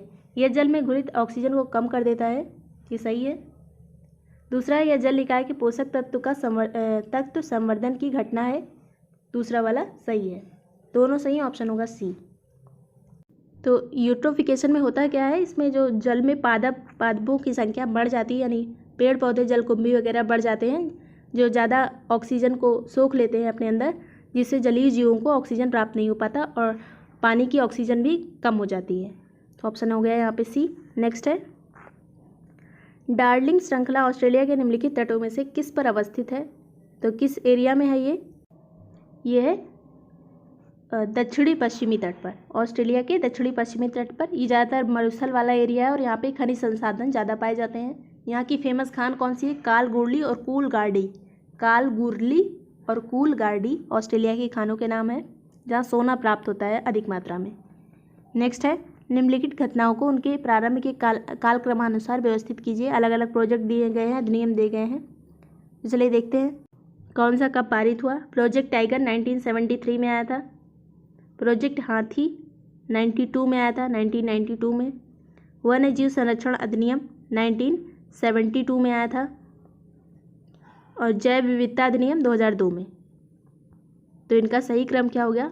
3, 1, 2, 4, ऑप्शन हो गया सी। नेक्स्ट है निम्नलिखित में से कौन सा महासागरीय धारा हिंद महासागर से संबंधित है? तो इनमें से कौन सी हिंद महासागर की है? Agulhas, option C. अगर पूछा जाता है कि अगुलहास धारा किन दो धाराओं से मिलकर बनती है, तो मोजाम्बिक धारा और मेडागास्कर धारा। मोजाम्बिक और मेडागास्कर धारा जब मिल जाती है तो अगुलहास धारा बनती है। और हिंद महासागर की कौन कौन सी धाराएं हैं? उत्तर पूर्वी मानसून धारा, मेडागास्कर धारा तो हो गई, और दक्षिण पश्चिमी मानसून धारा, अगुलहास भी यहीं पर है, अगुलहास भी हमने देख लिया। और इसके अलावा पछुआ पवन प्रवाह, और ये सब एरिया के हिसाब से पश्चिमी ऑस्ट्रेलियाई जो ठंडी जलधारा आती है। तो सभी धाराएं आप देख लीजिएगा अच्छे से। नेक्स्ट है एक पारिस्थितिकी तंत्र के विभिन्न घटकों से होकर पोषक तत्वों का गुजरना क्या कहलाता है? एक पारिस्थितिकी तंत्र के विभिन्न घटकों से होकर पोषक तत्वों का गुजरना क्या कहलाता है? तो इसे कहते हैं जैव भू रसायन चक्र, ऑप्शन ए, जैव भू रसायन चक्र। नेक्स्ट है सूची 1 को 2 से सुमेलित करना है और नीचे दिए गए कोड की सहायता से सही उत्तर चुनिए। एक तरफ नृजातीय समूह दिए गए हैं, दूसरी तरफ उनके देश। कौन सा देश, कौन से देश में कौन सी जनजातियां हैं? यहूदी इजराइल की जनजाति है। टेडा कहाँ पाई जाती है? लीबिया में। बेजा है मिस्र की। लुर ईरान। यहूदी इजराइल, टेडा लीबिया, बेजा, टेडा लीबिया हो गई, बेजा मिस्र, लुर ईरान। इसमें ऑप्शन कौन सा सही होगा? ऑप्शन होगा डी। फिर से अच्छे से देख लीजिए, कभी गलत ना हो। इनमें से कोई भी ऑप्शन अगर इधर उधर करके भी आए और इनमें से एक भी उसमें शामिल हो तो आप सही आंसर कर पाओ। यहूदी इजराइल, टेडा हो गया लीबिया, बेजा मिस्र, लुर ईरान। नेक्स्ट है भारत में मिट्टी बचाओ आंदोलन कहाँ से प्रारंभ हुआ? तो ये कहाँ से प्रारंभ हुआ है? तो वैसे तो ये मध्य प्रदेश के होशंगाबाद से शुरू हुआ था 1977 में। तवा बांध में जलभराव के कारण लोगों ने यह आंदोलन किया था होशंगाबाद मध्य प्रदेश में। लेकिन जो आयोग ने कौन सा आंसर माना है? दरभंगा बिहार, ऑप्शन सी माना है। तो आप यही देखिए कि मिट्टी बचाओ दरभंगा बिहार से शुरू हुआ था। नेक्स्ट है निम्नलिखित में से कौन सा एक सही सुमेलित नहीं, एक तरफ देश दिया है, दूसरी तरफ राजधानियों के नाम। तो मोरक्को, रबात, ट्यूनीशिया की ट्यूनिस, अल्जीरिया की अल्जीयर्स। केप वर्डे की राजधानी बमाको नहीं है, यह है केप वर्डे की राजधानी क्या है, प्रेया। प्रेया। तो गलत कौन सा हो गया, ऑप्शन डी। नेक्स्ट है हरित गृह प्रभाव यानी ग्रीन हाउस इफेक्ट के अभाव में भू सतह का तापमान कितना होगा। तो ये होगा -18%, -18 डिग्री सेंटीग्रेड, -18 डिग्री सेंटीग्रेड होगा तापमान अगर ग्रीन हाउस गैसेस ना रहें। नेक्स्ट है दक्षिण अफ्रीका का पोस्ट मासबुर्ग और इसका समीपवर्ती क्षेत्र निम्नलिखित में से किस खनिज का प्रमुख उत्पादक है। तो ये है मैग्नीज का उत्पादक, ऑप्शन सी मैग्नीज। और इसके अलावा किम्बरले जो है दक्षिण अफ्रीका में, उसे डायमंड सिटी कहा जाता है। रैंड में स्थित जो ट्रांसवाल क्षेत्र है, ट्रांसवाल क्षेत्र दक्षिण अफ्रीका का, उसे वो सोना उत्पादक क्षेत्र है। और जोहान्सबर्ग जो है उसे स्वर्ण नगर कहा जाता है, जोहान्सबर्ग को स्वर्ण नगर कहा जाता है। नेक्स्ट है समुदायों का पूर्ण क्रम जो क्रमशः एक निश्चित स्थान पर बदलता है कहलाता है, क्या कहलाता है। तो इसे कहते हैं sere. Sere, option B. Sere मतलब अनुक्रम विकास जो होता है, जिसे प्राथमिक क्रमर कहते हैं। अनुक्रम विकास यानी विकास का जो क्रम होता है उसे सीयर कहा जाता है। नेक्स्ट है सूची 1 को 2 से सुमेलित कीजिए तथा नीचे दिए गए कूट की सहायता से सही उत्तर चुनिए। पर्वत दिया है और देश दिए हैं। एटलस पर्वत कहाँ स्थित है। एटलस स्थित है मोरक्को में। Kilimanjaro Tanzania. पेरेनीज कहाँ है। पेरेनीज है फ्रांस और स्पेन। चिम्बराजो इक्वाडोर। इसमें ऑप्शन कौन सा सही होगा। ए हो गया 4, बी हो गया 3, ऑप्शन हो गया ए। नेक्स्ट है निम्नलिखित में से किस प्राकृतिक पदार्थ में लौह विद्यमान होता है। तो लोहा किस में होता है, मायोग्लोबिन में, ऑप्शन डी। और ये मायोग्लोबिन हमारे मांसपेशियों में होता है। नेक्स्ट है मलेशिया में किंटा घाटी प्रसिद्ध है, किस चीज़ के लिए किंटा घाटी प्रसिद्ध है, टीन उत्पादन के लिए, ऑप्शन सी। जीन के भीतर अनुक्रम आधार में परिवर्तन होता है, किसके कारण, जीन के भीतर अनुक्रम आधार में परिवर्तन क्या कहलाता है, ये कहलाता है उत्परिवर्तन। जीन जो होता है वो डीएनए का वह भाग होता है जो किसी विशिष्ट कार्य को संपादित करता है, यानी कि परिवर्तन का भी काम करता है। इसी के कारण ही परिवर्तन होता है शरीर में एक जनरेशन से दूसरे जनरेशन में। निम्नलिखित में से किन देशों से होकर भूमध्य रेखा नहीं गुजरती है। तो अफ्रीका में कहाँ कहाँ से गुजरती है, Somalia, Kenya, Uganda, democratic Republic of Congo और गैबन से। तो गैबन से गुजरती है, सोमालिया से गुजरती है। इक्वेटोरियल गिनी से नहीं गुजरती, याद रखिएगा, नाम है इसका भूमध्य रेखीय गिनी, लेकिन भूमध्य रेखा इससे गुजरती नहीं है। रवांडा से भी नहीं गुजरती। तो कहाँ से नहीं गुजरती पूछा है, 2, 3 और 4 से नहीं गुजरती, 1 और 2 से गुजरती है, ऑप्शन होगा डी। नेक्स्ट है फायर अलार्म में निम्नलिखित में से किसका उपयोग किया जाता है, किसका प्रयोग किया जाता है फायर अलार्म में, यह है फोटोसेल का यूज़ किया जाता है। संविधान के किस भाग में पंचायती राज व्यवस्था संबंधित प्रावधान दिए गए हैं, तो दिया गया है 9 में।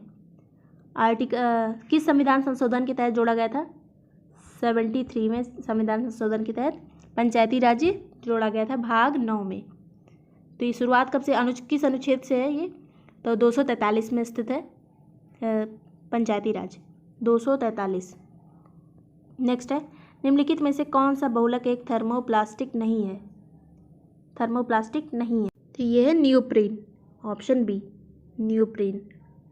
और थर्मोप्लास्टिक क्या होते हैं, जो गर्म करने पर मुलायम और ठंडा करने पर फिर से कठोर हो जाते हैं।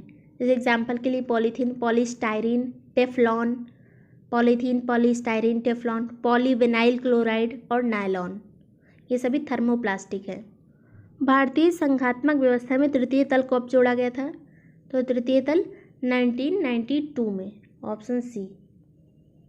और ये क्या है तृतीय तल, जो 73वां और 74वां संविधान संशोधन था जिसके तहत पंचायतें जोड़ी गई थी और नगरों से संबंधित जो प्रावधान जोड़े गए थे, इन्हें तृतीय तल नाम दिया गया 1992 में। संशोधन ये कब हुआ था, 1992 में। तो इफेक्टिव कब हुआ था, 1993 में। यहाँ पे ऑप्शन होगा 1992। मानव शरीर में प्रोटीन का पाचन निम्नलिखित में से किस अंग में प्रारंभ हो जाता है। तो यहाँ प्रोटीन की बात की जा रही है, याद रखिए, पूरे खाने की नहीं, सिर्फ प्रोटीन की। तो आमाशय से शुरू होता है, आमाशय से। आमाशय में कौन सा अम्ल पाया जाता है? हाइड्रोक्लोरिक अम्ल। और उसमें कौन सा एंजाइम होता है? Pepsinogen, pepsinogen. तो यहाँ पे आमाशय आंसर होगा। जबकि पूरी तरह से जो खाना कहाँ से पचना शुरू होता है? मुंह से। और अंतिम कहाँ पे जाता है? बड़ी आंत में। नेक्स्ट है, और सबसे ज़्यादा कहाँ खाना पचता है? छोटी आंतों में। नेक्स्ट है, निम्नलिखित में से कौन सा संविधान के अनुच्छेद 3 के तहत संसद के एक कानून द्वारा संभव नहीं है? तो इसमें से क्या संभव नहीं है? नए राज्यों का गठन ही संभव है। राज्यों के क्षेत्रों में परिवर्तन ये भी हो सकता है, राज्यों की सीमाओं में परिवर्तन हो सकता है। नए राज्यों का प्रवेश आर्टिकल 3 में नहीं हो सकता, इसके लिए आर्टिकल 2 का यूज़ करना पड़ेगा अगर किसी नए राज्य को इंटर करना है इंडिया में। नेक्स्ट है, मानव आहार में पॉलिश किए हुए चावल के उपयोग से निम्नलिखित रोग हो जाता है। कौन सा रोग होता है? यह है beri, option D, beri. Polish किया हुआ चावल जिसमें विटामिन B1 नहीं होता, अगर चावल पॉलिश कर दिया जाए तो B1 खत्म हो जाएगा, जिससे बेरी होने की संभावनाएं रहती हैं। निम्न में से कौन से पदाधिकारियों को हटाने में संसद की कोई भूमिका नहीं होती है? तो कौन सा अधिकारी है वो? उच्च न्यायालय के न्यायाधीश को हटाया जा सकता है उसके कदाचार और असमर्थता के दोषी पाए जाने पर। उच्चतम न्यायालय के न्यायाधीशों को भी हटाया जा सकता है। अध्यक्ष संघ लोक सेवा आयोग का जो अध्यक्ष होता है इसे नहीं हटाया जा सकता संसद के द्वारा। भारत के नियंत्रक और महालेखा परीक्षक को भी हटाया जा सकता है। जिस विधि से उच्चतम न्यायालय के न्यायाधीश को हटाया जाता है उसी विधि से भारत के नियंत्रक और महालेखा परीक्षक को भी हटाया जाता है। तो इसमें कौन सा किसे नहीं हटाया जा सकता है पूछा है, और केवल 3, ऑप्शन डी। नेक्स्ट है, निम्नलिखित में से कौन सा विटामिन मनुष्य में रक्त के जमने के लिए जिम्मेदार है? तो रक्त के जमने के लिए कौन सा जिम्मेदार है? ऑप्शन ए, विटामिन के। नेक्स्ट है, पंचायतों के लिए कराए जाने वाले सभी निर्वाचनों के संचालन का अधीक्षण, निर्देशन और नियंत्रण निहित होता है। किसमें निहित होता है? राज्य निर्वाचन आयोग में, ऑप्शन डी। राज्य निर्वाचन आयोग किस आर्टिकल में है? 243 के में, राज्य निर्वाचन आयोग। नेक्स्ट है, मानव मस्तिष्क के बारे में निम्नलिखित कथनों पर विचार कीजिए। मस्तिष्क हृदय गति को नियंत्रित करने के लिए उत्तरदायी है, ये सही है। यह शरीर के संतुलन के लिए भी उत्तरदायी है, ये दूसरा भी सही है, दोनों सही है, ऑप्शन होगा सी। निम्नलिखित युग्मों में से कौन सा एक सही सुमेलित नहीं है? पहला है अंतर्राज्य परिषद, तो ये 263 में सही है। वित्त आयोग 280 में, ये भी सही है। और तीसरा वाला गलत है, प्रशासनिक न्यायाधिकरण। चौथा वाला क्या है? संघ लोक सेवा आयोग 315 में है, ये भी सही है। निम्नलिखित में से कौन सा पदार्थ वृक्ष से प्राप्त किया जाता है? वृक्ष से कौन सा प्राप्त किया जाता है? हींग, ऑप्शन ए, हींग मिलती है वृक्षों से। भारतीय संविधान का कौन सा अनुच्छेद केंद्रीय सतर्कता आयोग का वर्णन करता है? तो यह है उपर्युक्त में से कोई नहीं। केंद्रीय सतर्कता आयुक्त संविधान में दिया हुआ नहीं है, किसी आर्टिकल में नहीं है, तो हो जाएगा डी आंसर। भ्रष्टाचार को रोकने के लिए केंद्र सरकार द्वारा बनाई गई थी। संथानम समिति की सिफारिश पर कब बनाया गया था सतर्कता आयोग को? 1964 में। 1964 में केंद्र सरकार द्वारा इसे बनाया गया था। नीचे 2 कथन दिए गए हैं, जिनमें से एक को कथन है, दूसरे को आर कहा गया है। पहला कथन है, सुक्रोज की अपेक्षा तापीय शर्करा अधिक मधुर होती है, तो ये सही है। दूसरा है, प्रतीप शर्करा को सुक्रोज के जल अपघटन से प्राप्त किया जाता है, दोनों सही हैं, लेकिन एक दूसरे की व्याख्या नहीं करते, इसलिए ऑप्शन होगा बी। नेक्स्ट है, राष्ट्रीय महिला आयोग के निम्नलिखित अध्यक्षों पर विचार कीजिए और इनके ये सभी देख लीजिएगा। इनके नियुक्ति का सही कालक्रमानुसार लगाना है। तो महिला आयोग बना कब था? 1992 में। और सबसे पहले जो बनी थी अध्यक्ष इसकी, जयंती पटनायक, तो सबसे पहले तो यही हो गई। उसके बाद बनी थी मोहिनी गिरी, जो इसमें ऑप्शन में नहीं है। फिर बनी थी विभा पार्थसारथी, ये भी ऑप्शन में नहीं है। फिर बनी थी डॉक्टर पूर्णिमा आडवाणी बनी थी। फिर कौन बना? डॉक्टर गिरिजा व्यास बनी। फिर पूर्णिमा के बाद गिरिजा व्यास। फिर बनी थी ममता शर्मा गिरिजा व्यास के बाद। फिर बनी थी ललिता कुमार मंगलम। फिर अभी है रेखा शर्मा, जिनका कार्यकाल बढ़ाया गया है अभी 3 साल के लिए। तो रेखा शर्मा अभी हाल में इस समय है वर्तमान में। तो इसका सही क्रम क्या हो जाएगा? इसका होगा ऑप्शन कौन सा होगा? डी 1 4 3 2। नेक्स्ट है सूची 1 को 2 से सुमेलित कीजिए। एक तरफ धातु दी है, दूसरी तरफ उसके गुणधर्म। सोडियम आसानी से चाकू से काटा जा सकता है। पारा कमरे के ताप पर द्रव होता है ये। चांदी विद्युत का अच्छा सुचालक। सीसा ऊष्मा का कुचालक। तो इसमें ऑप्शन कौन सा सही होगा? ऑप्शन होगा सी। नेक्स्ट है भारतीय संविधान के अनुच्छेद 370 इयां जिसे कहते हैं 371 इयां जिसे 371 जे कहा जाता है, जे अच्छे से याद रखिएगा, के अंतर्गत देश के किस क्षेत्र को विशेष स्थिति प्रदान की गई है। 371 के अंदर जितने दिए हैं सभी इंपॉर्टेंट है, एक बार आप अच्छे से रट लीजिएगा 371 में क्या क्या है। तो 371 जे में है हैदराबाद और कर्नाटक, ऑप्शन बी हैदराबाद और कर्नाटक। निम्नलिखित में से कौन सा कृत्रिम पदार्थ नहीं है? इसमें से कृत्रिम पदार्थ कौन सा नहीं है? फाइब्राइन, ऑप्शन ए।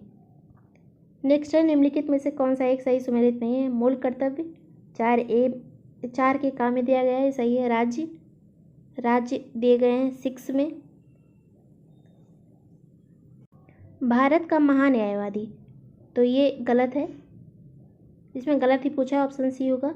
भारत का महान्यायवादी भाग 5 में है, आर्टिकल 76 में। और संघ और राज्यों की अधीन सेवाएं ये 14 में है। नेक्स्ट है सूची 1 को 2 से सुमेलित कीजिए तथा नीचे दिए गए कूट की सहायता से सही उत्तर बताइए। पदार्थ दिया है और उसके अनुप्रयोग क्या क्या हो सकते हैं। तो नीला थोथा एक तरह का कवकनाशी है।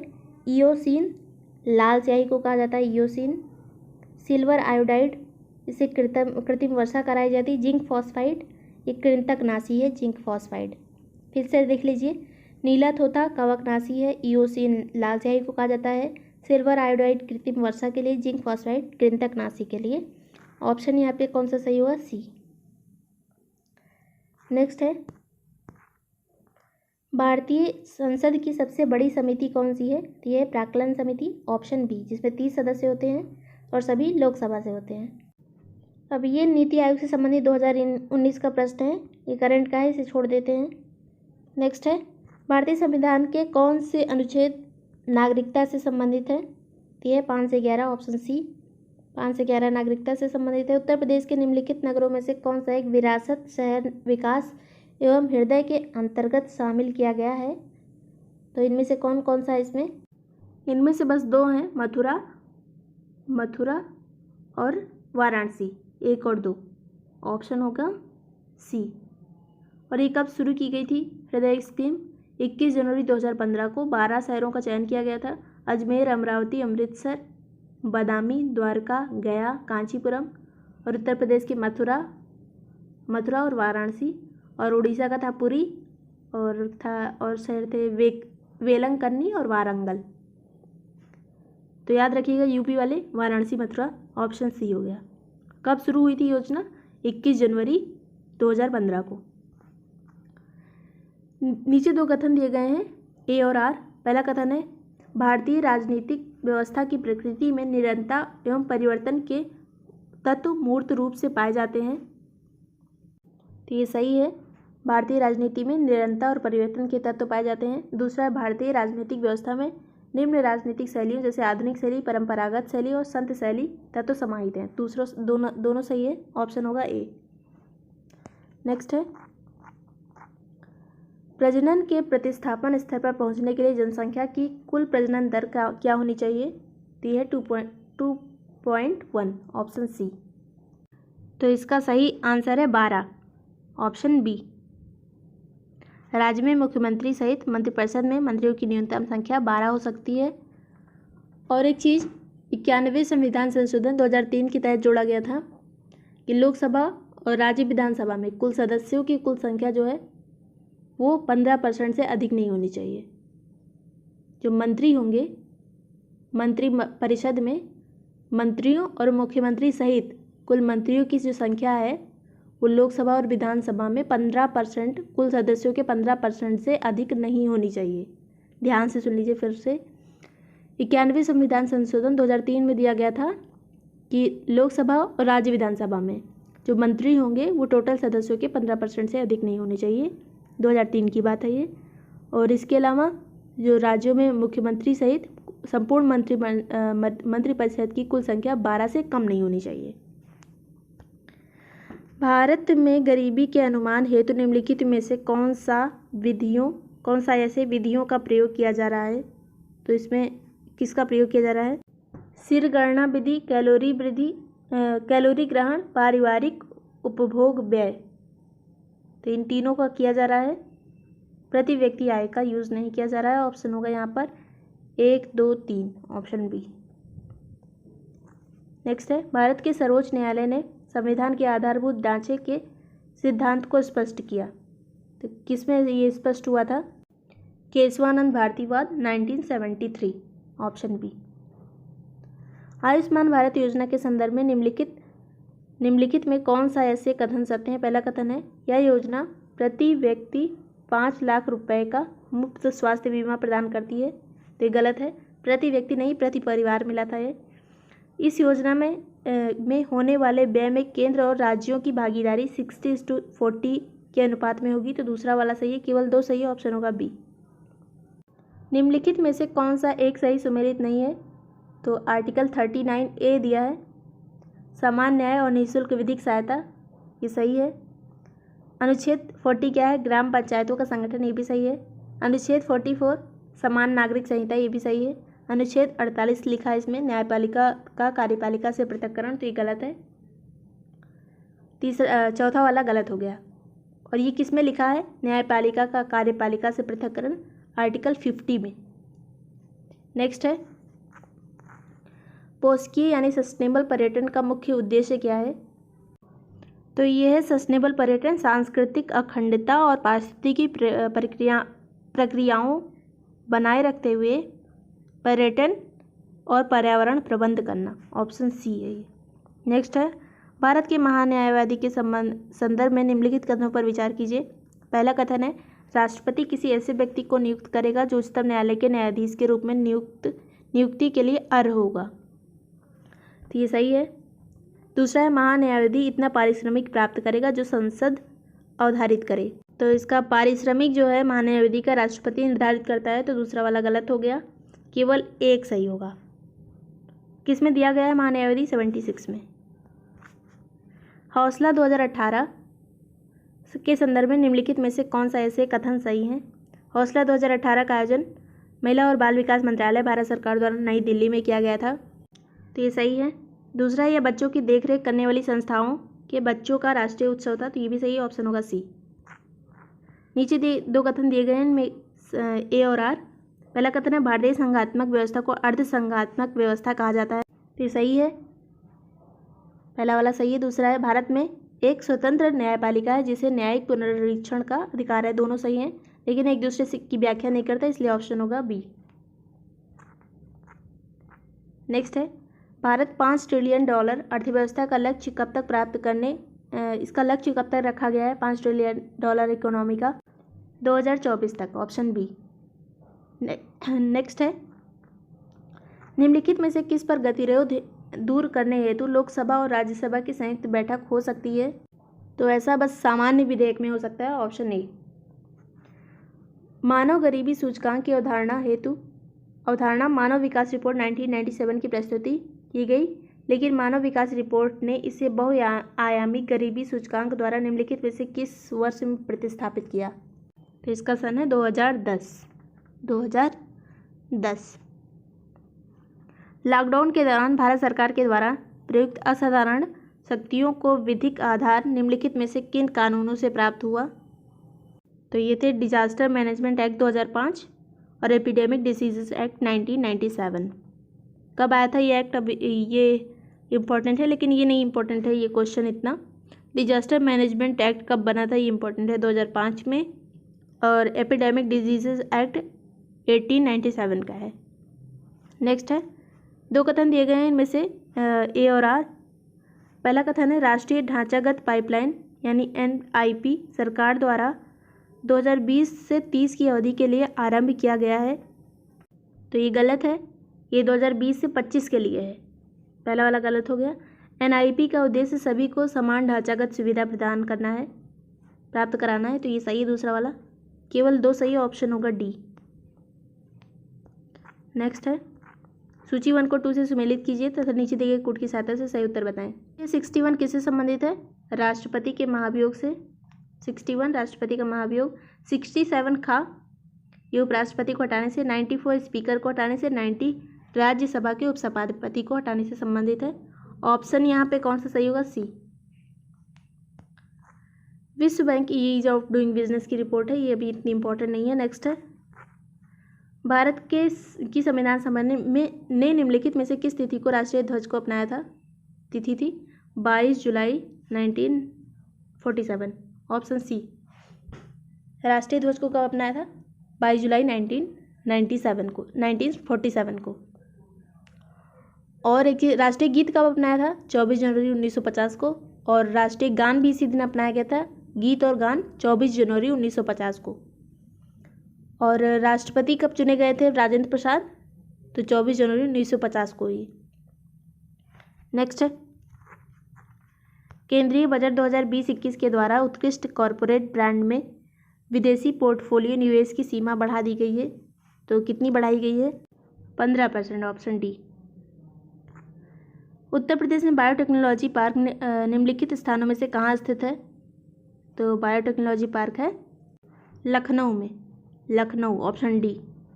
नेक्स्ट है, सूची 1 को 2 से सम्मिलित करना है। कुछ योजना दी गई हैं, उनके प्रारंभ वर्ष, ये चीज़ इंपॉर्टेंट है। PM जन आरोग्य योजना 2018 में प्रारंभ हुई थी, PM जन आरोग्य योजना 2018। PM वय वंदना योजना 2017। PM रोजगार प्रोत्साहन योजना 2016, रोजगार प्रोत्साहन योजना, यहाँ पे 16 नहीं दिया हुआ है तो हम 15 वाला मान लेंगे। और स्वच्छ भारत 2014, स्वच्छ भारत 2014, ये जो रोजगार प्रोत्साहन योजना थी इसे 2016 में शुरू किया गया था। यहाँ पे ऑप्शन में नहीं, लेकिन आयोग ने इसका ऑप्शन ए माना है, इसलिए 2015 ही इसका मैच होगा करेक्ट। तो फिर से एक बार देख लीजिए, PM जन आरोग्य योजना 2018 में लागू हुई थी, PM वय वंदना योजना 2017 में, PM रोजगार प्रोत्साहन योजना 2016 में और स्वच्छ भारत योजना 2014 में। नेक्स्ट है, विकास अन्वीक्षण और मूल्यांकन कार्यालय जो दीर्घकालिक नीति का अन्वीक्षण करता है, निम्नलिखित में से किस कार्यालय के अंतर्गत आता है? तो किस कार्यालय के अंतर्गत आता है? नीति आयोग, नीति आयोग, ऑप्शन डी। निम्नलिखित में से कौन सा एक प्राकृतिक रूप से वायुमंडल में पाई जाने वाली ग्रीन हाउस गैस नहीं है? नाइट्रोजन ऑक्साइड N2O, ये ग्रीन हाउस गैस नहीं है, बाकी कार्बन डाइऑक्साइड, मीथेन, ओजोन ये हैं।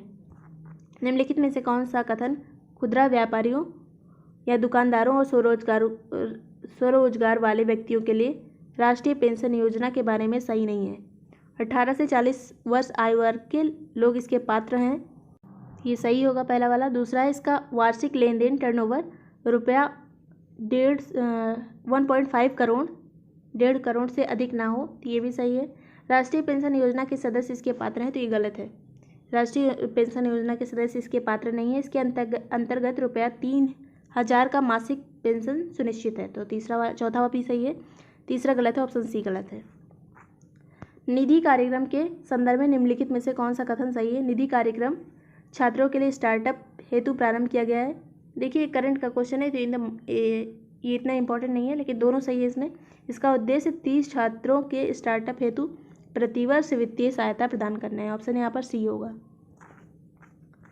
नेक्स्ट है, साधारणतः पर्यावरण को निम्न प्रकार से वर्गीकृत किया जा सकता है, निम्नलिखित में से कौन सा इस वर्गीकरण का अंश नहीं है? तो इसका सही आंसर होगा परिचालन पर्यावरण। भौतिक पर्यावरण भी इसमें आता है, जैविक पर्यावरण आता है, सांस्कृतिक पर्यावरण आता है, जैविक पर्यावरण, परिचालन इसमें नहीं आता, ऑप्शन ए हो गया। नेक्स्ट है, नीचे 2 कथन दिए गए हैं, जिनमें से एक को कथन ए, दूसरे को आर कहा गया है। पहला कथन है, केंद्रीय बजट 2020-21 में कृषि की आय दुगनी करने के उद्देश्य के साथ ग्रामीण विकास पर ध्यान केंद्रित किया गया है, तो ये सही है, पहला वाला सही हो गया। दूसरा, बजट में घोषित 16 सूत्री कार्यक्रम कृषि, सिंचाई तथा विकास, ग्रामीण विकास के चतुर्दिक केंद्रित हैं। दोनों सही है। ये करंट का क्वेश्चन है 2020 वाले बजट का, तो इतना इम्पोर्टेंट नहीं है, पहला वाला सही होगा इसका। नेक्स्ट है पारिस्थितिकी संक्रमण अवधारणा का सर्वप्रथम प्रयोग किया गया था किसके द्वारा? बेनेट के द्वारा। बेनेट के द्वारा, ऑप्शन बी। पारिस्थितिकी संक्रमण बेनेट के द्वारा यूज़ किया गया था। ट्रैवल एंड टूरिज्म प्रतियोगितात्मक सूचकांक TTCI जारी किया जाता है किसके द्वारा? विश्व आर्थिक मंच द्वारा, ऑप्शन सी। और इसमें कौन कौन से संकेतक आते हैं, मतलब किसके द्वारा इसे निर्धारित किया जाता है? पर्यावरण को सक्षम करना, यात्रा और पर्यटन नीति, बुनियादी ढांचा, प्राकृतिक और सांस्कृतिक रैंकिंग। कौन जारी करता है? विश्व आर्थिक मंच। नेक्स्ट है निम्नलिखित में से कौन सा वैश्विक तापवृद्धि यानी ग्लोबल वार्मिंग का प्रभाव है? समुद्र का जल तल का बढ़ना, ये सही है। हिमनदी का पिघलना, ये भी सही है। बीमारियों का फैलना, ये भी सही है। प्रवाल विरंजन का होना, ये भी सही है। सभी सही हैं, ऑप्शन होगा यहाँ पर 1, 2, 3, 4, ऑप्शन डी। नेक्स्ट है निम्नलिखित घटनाओं पर विचार कीजिए तथा उन्हें कालक्रमानुसार व्यवस्थित कीजिए। तो चलिए देखते हैं। नाबार्ड की स्थापना कब हुई थी? नाबार्ड की स्थापना हुई थी 12 जुलाई 1982 में हुई थी। और स्वयं सहायता समूह का बैंक से लिंकेज कार्यक्रम कब आया था? ये 1992 में आया था। किसान क्रेडिट कार्ड, ये 98 की बात है।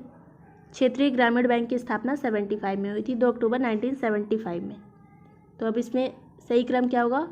4, 1, 2, 3, ऑप्शन ए। नेक्स्ट है निम्नलिखित घटनाओं को कालक्रमानुसार व्यवस्थित कीजिए तथा नीचे दिए गए कोड की सहायता से सही उत्तर बताएं। रियो सम्मेलन, ये 1992 में हुआ था। और ब्रेटलैंड आयोग रिपोर्ट का प्रकाशन, ये ब्रेटलैंड आयोग की रिपोर्ट 1987 हमारा साझा भविष्य, आवर कॉमन फ्यूचर के नाम से हुआ था। ब्रेटलैंड रिपोर्ट का प्रकाशन 1987 में। और ये हो गया 92। मॉन्ट्रियल प्रोटोकॉल प्रवर्तन में कब आया था? तो ये शुरुआत इसकी हुई थी 87 में, लेकिन जो फोर्स में कब आया था? 89 में। 1989 में फोर्स में आया। और साइन कब किया, स्टार्ट कब हुआ था? ये 87 में। The limit to growth report का प्रकाशन, द लिमिट टू ग्रोथ ये 1972 में हुआ था। रोम क्लब के द्वारा the limit to growth report का प्रकाशन किया गया था।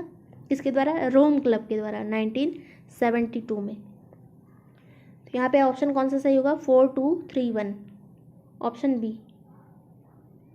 नेक्स्ट है कौशल भारत अभियान के संदर्भ में निम्नलिखित में से कौन सा सही है? पहला कथन है कौशल भारत अभियान की शुरुआत प्रधानमंत्री ने जुलाई 2015 में की थी, ये सही है। इस अभियान का मुख्य उद्देश्य भारत में युवाओं को सूचना तकनीकी में प्रशिक्षित करना है, तो ये वाला गलत है। इसमें युवाओं को रोजगार प्राप्त करने के लिए सक्षम बनाना इसका उद्देश्य है, किसी तरह से रोजगार प्राप्त करने, तो पहला वाला सही होगा, केवल 1। लास्ट है राष्ट्रीय चंबल अभयारण्य निम्नलिखित में से किस राज्य का हिस्सा नहीं है? तो ये उत्तर प्रदेश का हिस्सा है, मध्य प्रदेश का हिस्सा है, राजस्थान का है, हरियाणा का नहीं है, ऑप्शन होगा सी। ये किस में स्थित है राष्ट्रीय चंबल अभयारण्य? तो ये चंबल नदी में आता है, चंबल नदी के कुछ एरिया में जहाँ पे घड़ियाल पाए जाते हैं। तो इसका ऑप्शन कौन सा सही हो गया? Option C, Haryana. उत्तर प्रदेश, मध्य प्रदेश, राजस्थान सही है। इस तरह से 150 क्वेश्चन कंप्लीट हो गए। सभी क्वेश्चन इंपॉर्टेंट थे, आगे रिपीट हो सकते हैं, इसलिए आपको पूरे 10 साल के क्वेश्चन पढ़ के जाने हैं। तो हमने भी 2020 वाले पढ़ लिए, इसके बाद 2019 वाला करेंगे, ऐसे धीरे धीरे पढ़ेंगे। अगर वीडियो पसंद आया हो तो लाइक और सब्सक्राइब कर दीजिएगा। Thank you so much for watching break time classes.